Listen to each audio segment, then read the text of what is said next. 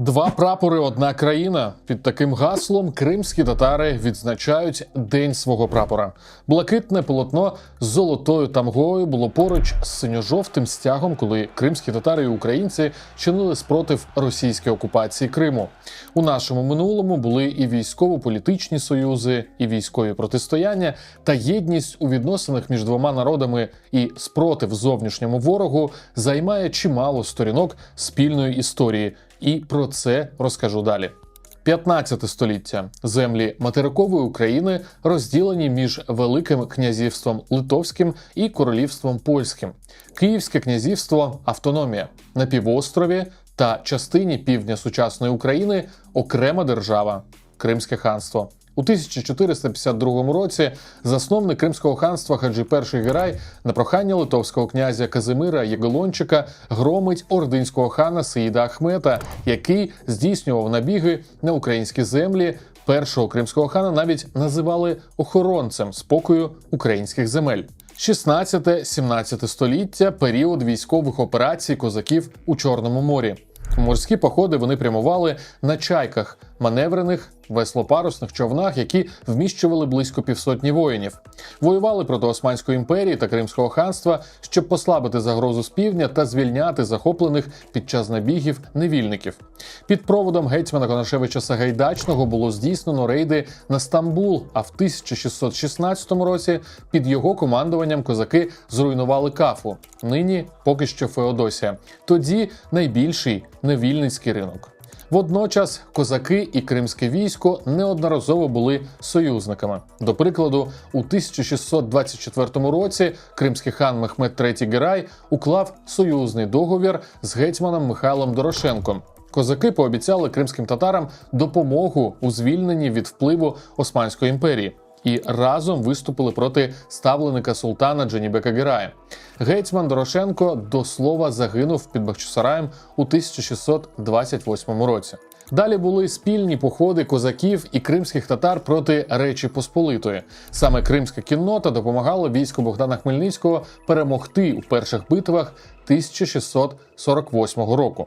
Через десятиліття у 1659-му військо гетьмана Івана Виговського використало тактику спільних з кримськими татарами битв часів Хмельницького вже в війні проти Москви. Козацька піхота та кіннота хана Мехмеда IV Гірая здобули перемогу над армією московитів під Конотопом. До слова, Конотопська битва довго була забороненою темою в російській та радянській історії, бо тоді події спростували наратив про споконвічне прагнення українців до союзу з Росією. Укласти союз з Кримським ханством проти Московії намагався гетьман Іван Мазепа, проте це вдалося вже його наступнику Пилипу Орлику. У 1711 році Орлик уклав угоду з кримським ханом Девлет-Гіреєм II. Приблизно 30-тисячна кримськотатарська армія разом із запорожцями Костя Гордієнка та поляками виступила проти Московського царства.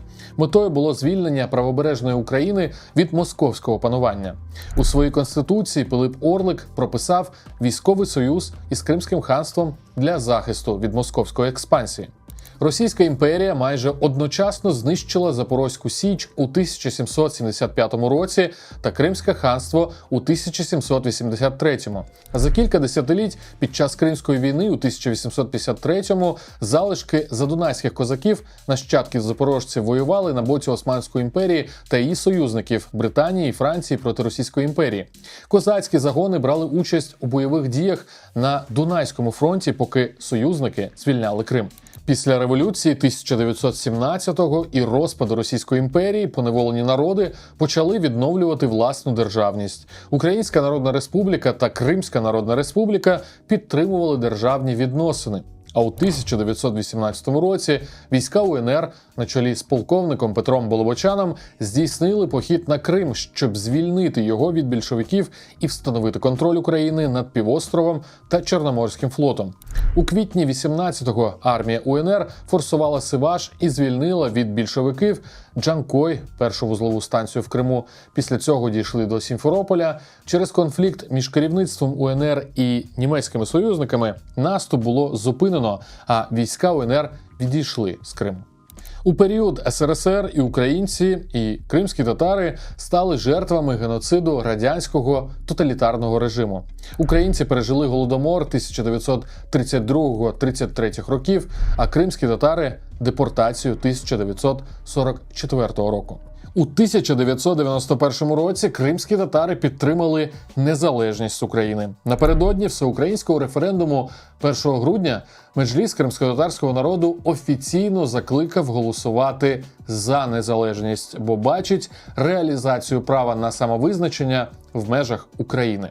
Сьогодні кримські татари є корінним народом України, який разом з українцями бореться за звільнення Криму від російської окупації. Ми різні за віросповіданням, мовою і традиціями. І це робить нашу країну мультикультурною та різноманітною.